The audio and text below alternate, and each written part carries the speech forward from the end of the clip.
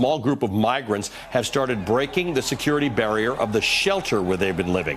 1,800 migrants have been there since February 4th.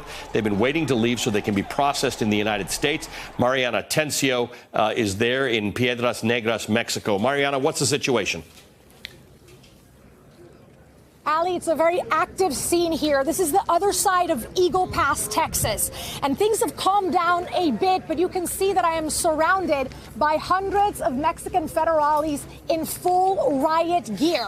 Why? Because on the other side of this fence behind me is a factory-turned shelter where they're housing 1,800 members of the last migrant caravan.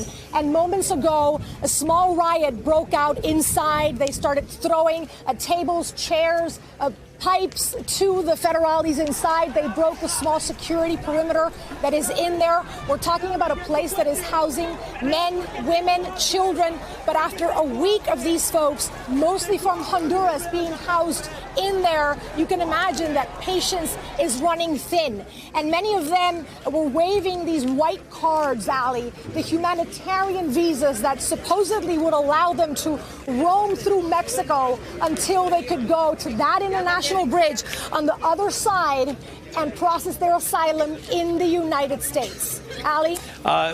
Mariana, there was some activity last night. There's now more. What is it that the Mexican federales behind you are aiming to do? Are they trying to get these people not to rush the border crossing? The border crossing is to your left somewhere?